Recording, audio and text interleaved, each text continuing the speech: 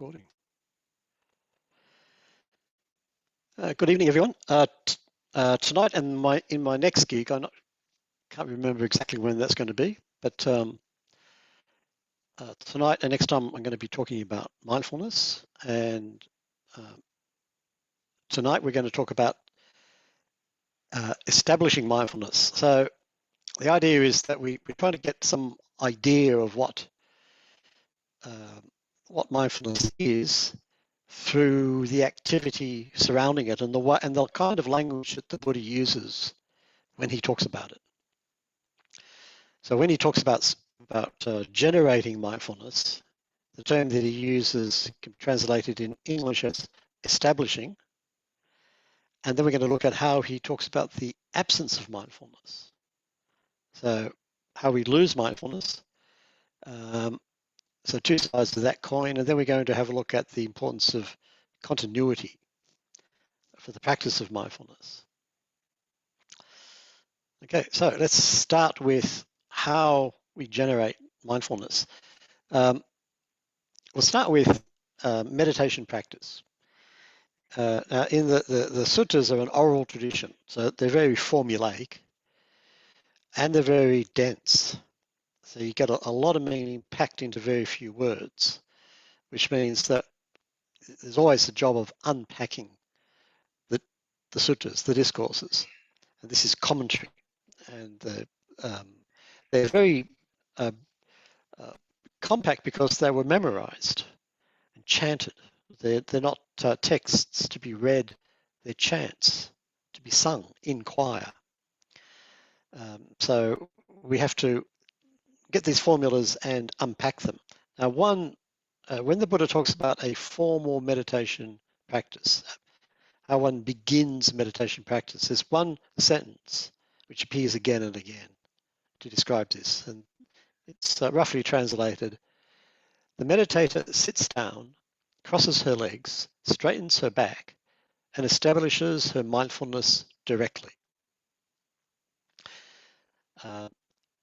So then it goes on to describe whatever meditation practice the person is doing. So you notice it all begins with posture, but you set up a posture in order to establish mindfulness.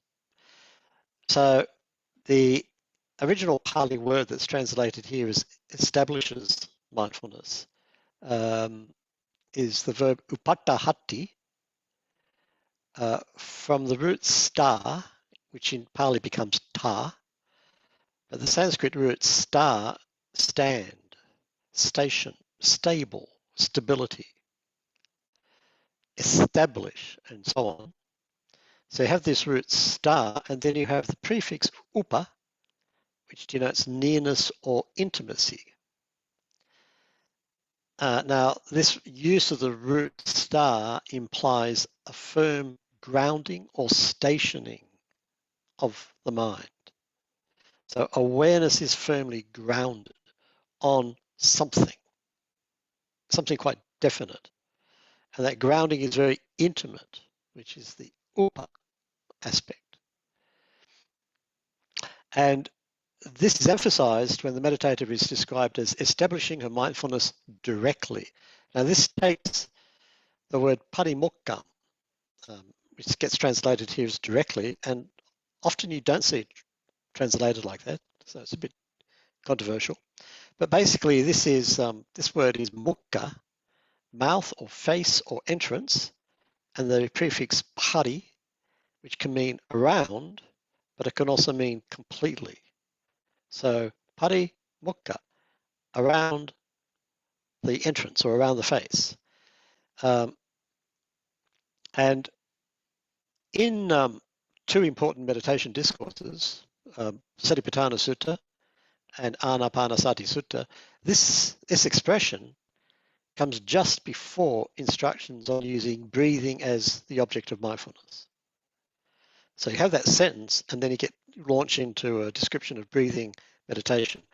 And in the orthodox Theravada tradition, parimokkham is taken as a noun, and it's read literally as establishing the mindfulness around the mouth, parimokha, or around the entrance. In other words, placing mindfulness at the point where the air enters and leaves the body. This tradition comes very early. It begins with Padisambhidamagga, which is the first path text in early Buddhism that tries to systematize the Buddhist teaching and create this whole path from beginning to end. And all the Theravada follows this interpretation. But personally, I don't think it's right. So I'm not Orthodox Theravada. So what I'm doing is grammatically perfectly correct. I'm reading patimokkam as an adverb, not a noun, as part of the action of establishing. And I'm also reading it as an idiom, not to be read literally. So it's like in English, if we want to travel by taxi, we might say, I want to catch a taxi. Now, this does not mean that we go out on a hunt, perhaps armed, and then capture a taxi cab, presumably overpowering the driver. What it means is we hire the services of the taxi and its driver. So it's an idiom. Now, if we see patimokkam as an adverb and an idiom, we can see, first of all, that it does not refer to where mindfulness is established, so around the face. So working out what's the object of mindfulness. What it does is it qualifies the action of establishing. So patimokkam should be read as something like completely pati facing the object of experience. So it indicates a face-to-face encounter with the experience. And of course, when you do meditation practice, especially when you do intensive meditation practice, you often get this sense of being face-to-face with what's going on. And in fact, often that can be uncomfortable. And it's a reason meditators might want to take a break because it's too much. So this conveys a sense of being firm and direct in how we engage with the experience, whatever the experience is, establishing mindfulness directly. And this fits in with the later Abhidhamma understanding where mindfulness appears as the state of confronting or being face to face with an object. So, for example, let's say I'm working on breathing as my meditation object. But let's say my mind is preoccupied by some thought stream or other. And let's say I'm feeling discontented with the state of my meditation. Has anybody had that kind of experience in meditating? It might be just me. Anyway, now, clearly in this situation, clearly I am aware. So if somebody asks me later, what happened when you were meditating, I could complain about the whole situation. But although there's awareness, mindfulness is weak. And the reason why mindfulness is weak is because the mind is wobbling between at least three fields of experience. There's breathing, there's thinking, there's discontent. There's body, there's a cognitive aspect of mind, there's the affective aspect of mind or the heart. And I am not directly confronting any of these fields of experience. So the mind is not face to face with the situation, but floating around it.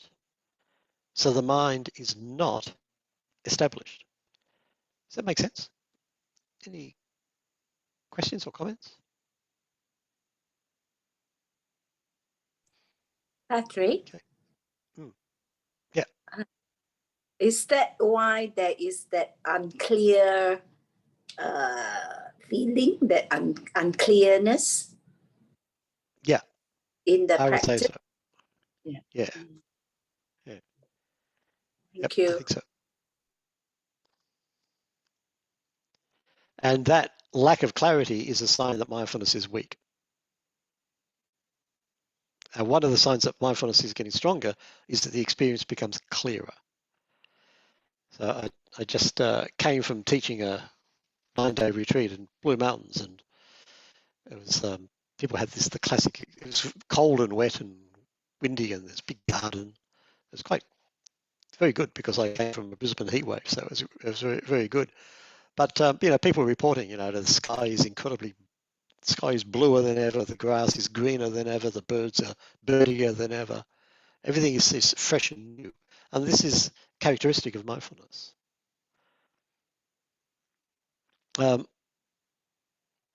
So mindfulness is all about establishing a firm connection with what is really happening.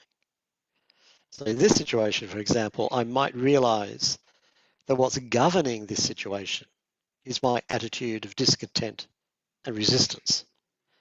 And this is why I'm half-hearted about the breathing, I'm easily distracted, and I'm generally restless. So what to do?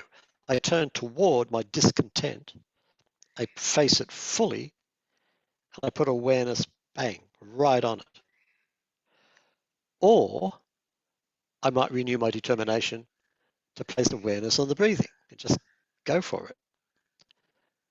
Or I might make the thought stream my meditation object. Or I could make even the whole package, the complete experience of sitting here and mentally wobbling, my meditation object. I think it's probably the most difficult one, by the way. But in any case, what I need to do is to fix awareness firmly on something, and then mindfulness can emerge.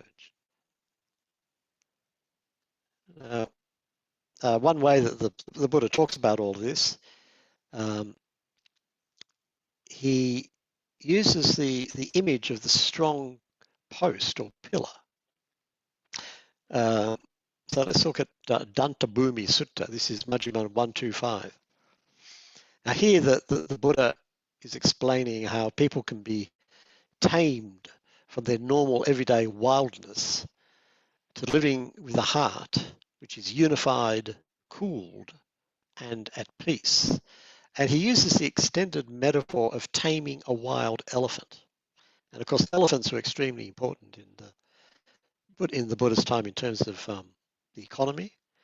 They were a major form of heavy machinery, heavy equipment, important for transport, very important for military uses. So the elephants were very important, and training elephants was big business. And successful elephant trainers were highly regarded and presumably very well paid. Now, so he's using this extended metaphor of taming a wild elephant as indicating the practice, and he compares mindfulness to a large post firmly planted in the earth. He says, just as the elephant trainer plants a large post in the earth and ties the forest elephant to it by the neck in order to subdue his forest habits, these 4 establishments of mindfulness are ties for the cultivated student's heart in order to overcome her habits, her memories and intentions, and her distress, fatigue, and fever based on the household life, and so she may attain the true way and realize Nibbana. So this is the Buddha's exposition of how mindfulness works. So basically what he's pointing out is, look, we come to the meditation practice. Why? We want the clarity of mind, we want the peace of heart spoken about by the Buddha, but then we start to practice, and what we find is we're constantly hindered by our restlessness, our obsessions, our determination to live in the past and the future rather than being centered on the present. Now, the practice of establishing mindfulness is designed to ground us in the present. So this is the post planted firmly in the earth, and mindfulness has this firm face-to-face quality that allows us to clearly confront our hindrances in order to see through them.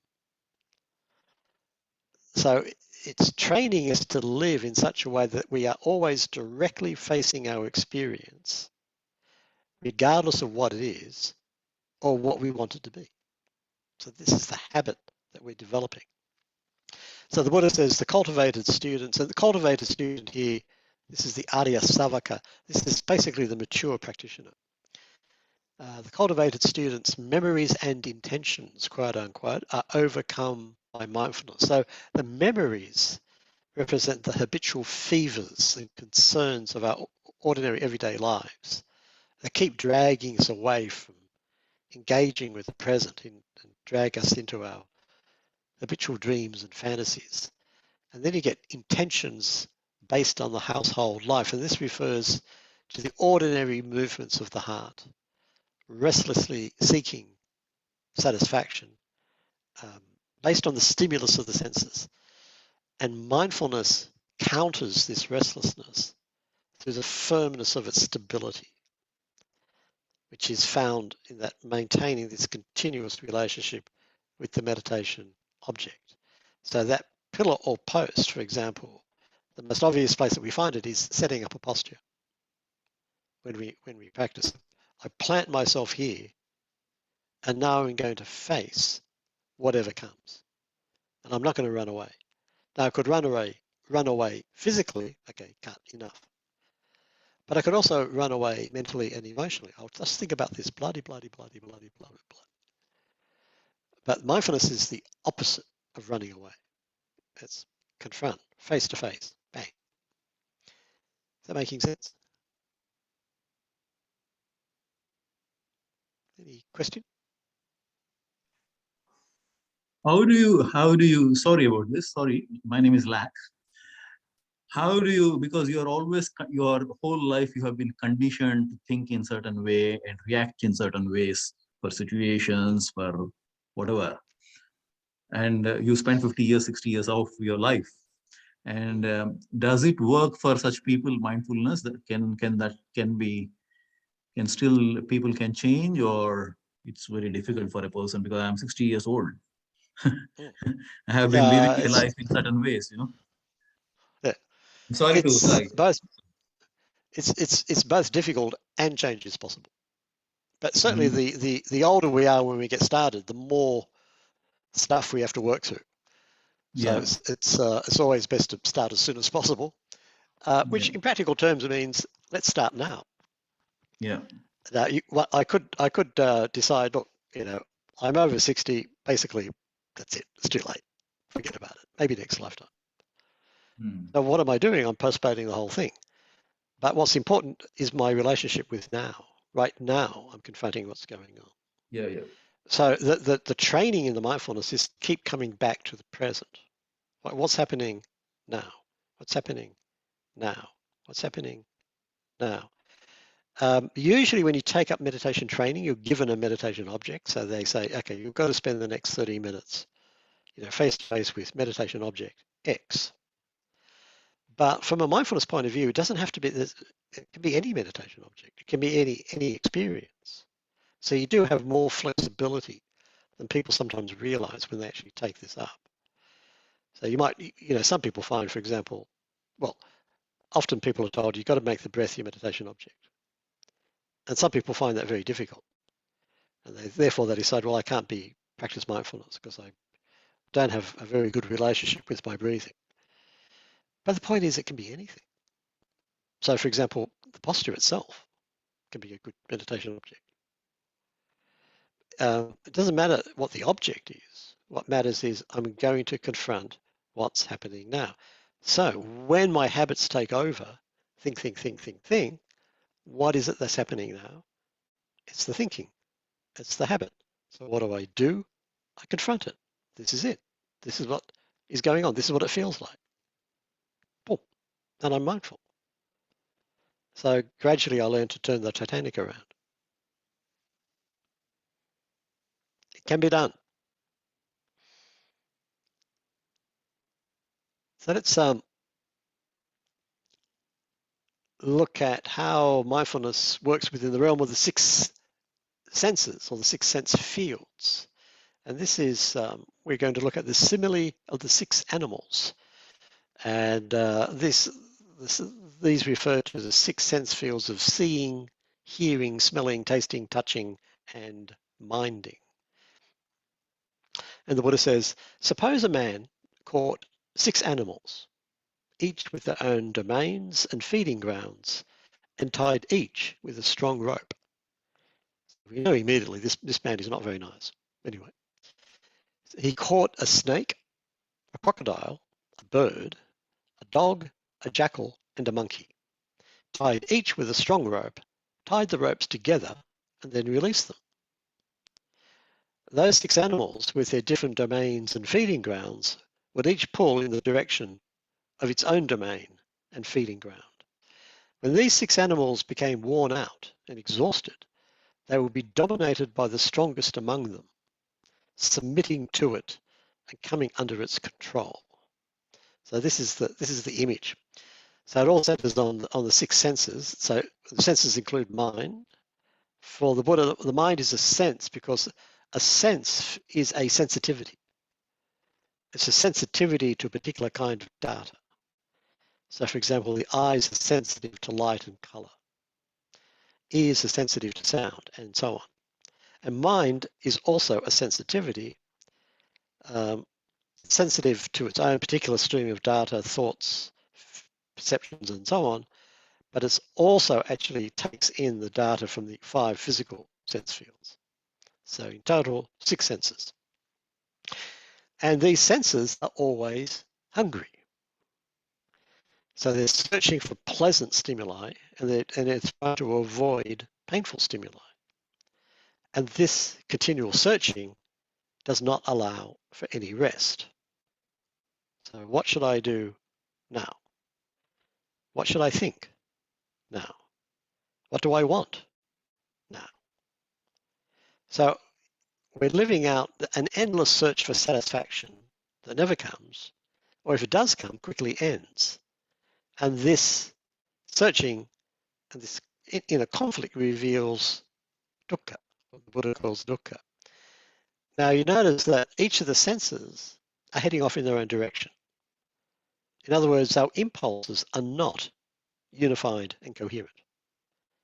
So each sense searches for its own particular pleasantness, and it struggles to avoid its own particular pain. So the senses, the Buddha is saying, is like 6 disparate animals tied together, lacking any firm central point of stability or direction, and tossed about by their different obsessions. So we find ourselves pushed and pulled according to our strongest aversion or our strongest desire of this moment.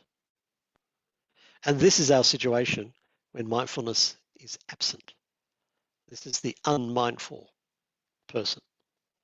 You get a sense of what he's talking about?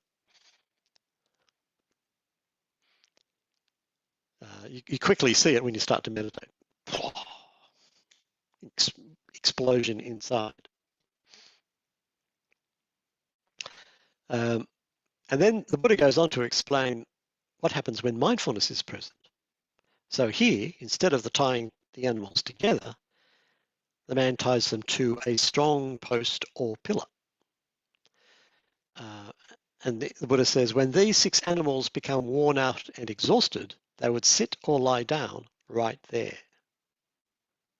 This is the difference.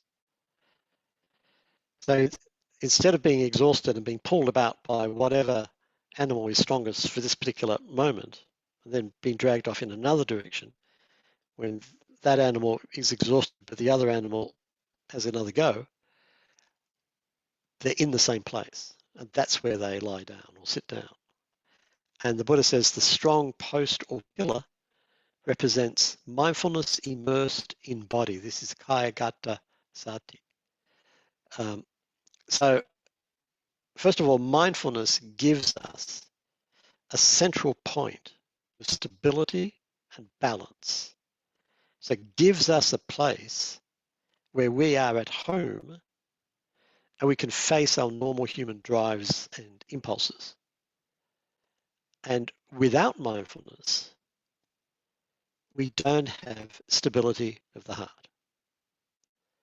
And in one very striking image, the Buddha compares the normal state of the human heart to a fish that's caught and thrown up onto land. This comes from Dhammapada 34. So the fish is thrashing about in a blind panic, and it's not still for a single moment. And the Buddha says, this is the normal human condition. This is what we're doing all the time. And if the heart is to be tamed, trained, cooled, it has to be led into stillness, and mindfulness is absolutely central to this. So it's central to meditation practice. And you notice how the mindfulness that's emphasized here is mindfulness immersed in body. And this, the Buddha sees this as absolutely fundamental to the practice. And in fact, most modern meditation techniques use body as their central reference point in some way or another, as a kind of anchor to hold the heart and the mind firmly so the practitioner can calm down. So for the Buddha, our relationship to the body is absolutely central to the practice, because when we're mindful of body, we are in the present. Because body is necessarily and always in the present, and mindfulness practice can only take place in the present. So relationship to body is extremely important. Any questions about that?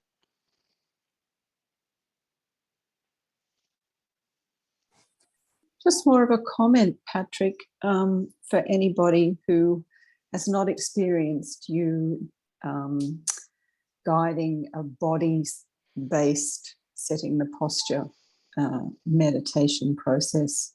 I have found it absolutely life-changing and a great relief years ago when you revealed that the breath didn't need to be the object. And I think probably the reason I find the body so helpful is that there's a lot of things going on.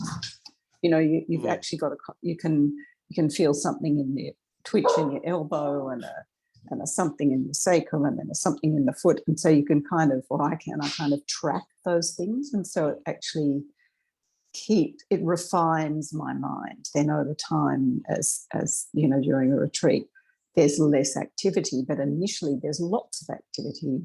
So it kind of helps me with that monkey mind. So just a comment, really. Yeah, so that's, I think one mistake that people make, especially beginners, is that they try to go for a subtle awareness right from the very beginning. So I'm going to track the movements of my breathing. Now that's a very good meditation object, but it's relatively advanced. You know, you need to be reasonably calm and clear to be able to do it. And of course, we're not calm and clear. So using body, setting up your meditation posture, feeling the whole body, and then opening yourself up to all the disturbances within the body, that's much more clear, much more obvious. And you can get your meditation, your mindfulness going with that. And maintaining that posture, refusing to move, again, plants you. And that it kind of creates that situation, what I call a posture of attention. It's like, here I am confronting what's going on. Boom. And what's going on might be hopeless distraction. You know, let's say 60 or 70 years of bad habits. Well, fine. That's what I'm mindful of. That's the meditation object. And it's a very good meditation object.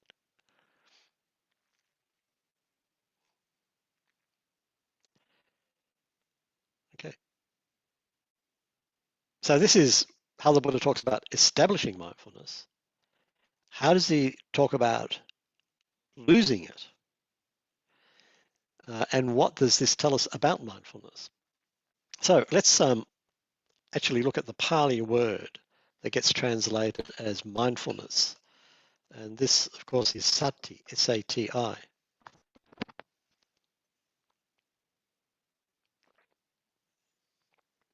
Now, sati literally means memory. And it comes from the verb sadati, to remember. So the opposite of mindfulness is forgetfulness. And when the Buddha speaks of lapses in mindfulness, the way that one loses mindfulness, one term that he uses is mutta sati, where mutta is forgotten and sati is mindfulness. So forgotten mindfulness. Mutta comes from the verb musati, to forget, to pass into oblivion. This is the old dictionary, Pali English dictionary. So the opposite of mindfulness is oblivion. And specifically, the oblivion that comes from forgetting. And that has its own peculiar characteristic, its own peculiar flavor. When something is here, and then suddenly it isn't. And that moment of loss is a total absence. And we can see this in normal, everyday forgetting. So let's say we're cruising along. We do not have a worry in the world. And we confidently and calmly reach for our wallet, for example. But that's odd. It's not there. So there's a moment of confusion. That's very odd. It should be there. And then there's panic. It definitely should be there. And it definitely isn't. And then panic might be joined by realization. I must have left it in that shop. And then suddenly a clear understanding of the whole situation arises. I have a problem. I am acutely aware of all its dimensions, and I got a fairly good idea what to do to solve it. So I head back to the shop, and sure enough, I pull out the wallet, I paid for the item. I was so pleased with my item, I grabbed it, turned around, walked out, and forgot the wallet. Now, if we look closely at this process, at the moment we forgot our wallet, did we have a problem? And the answer is no. Nothing's the matter. All is well in the world. In fact, I'm clutching my new item and I'm very pleased with myself.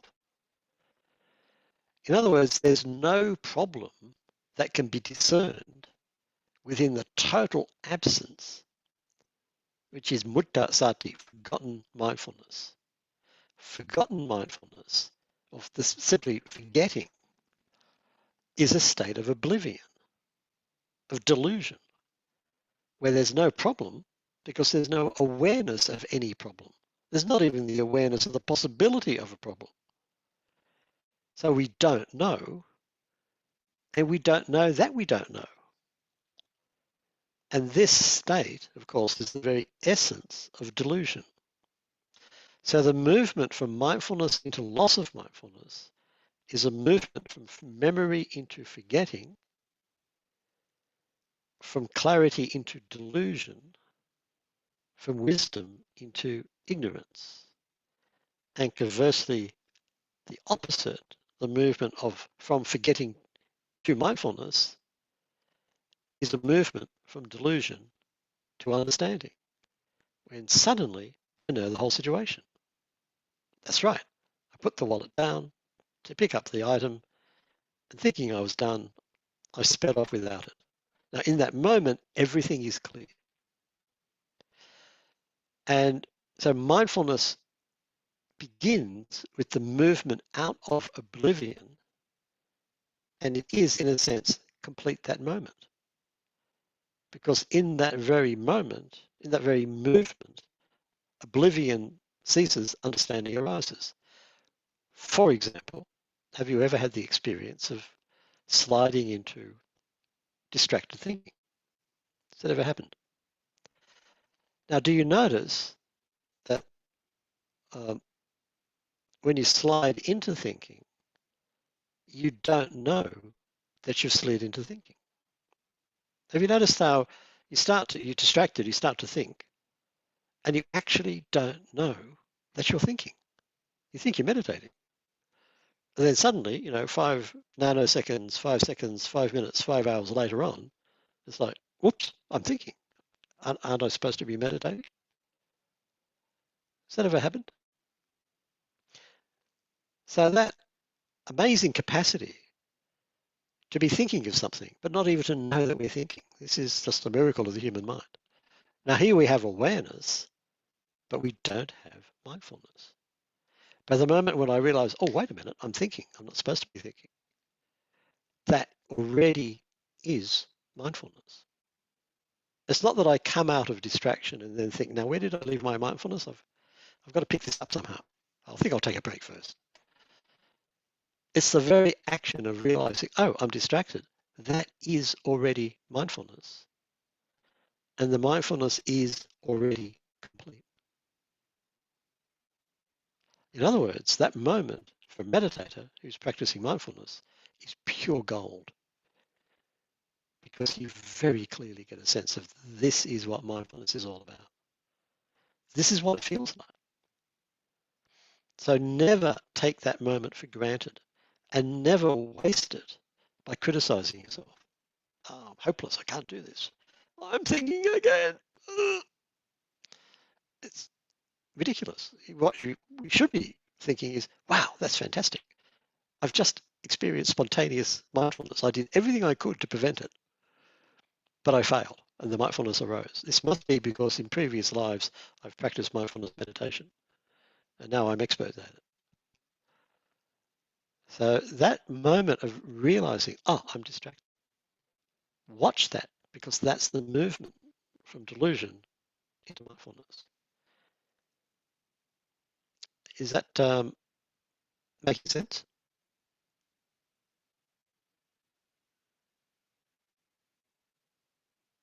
Okay, now we've gone almost 45 minutes. We could stop there because I think we've got the basics.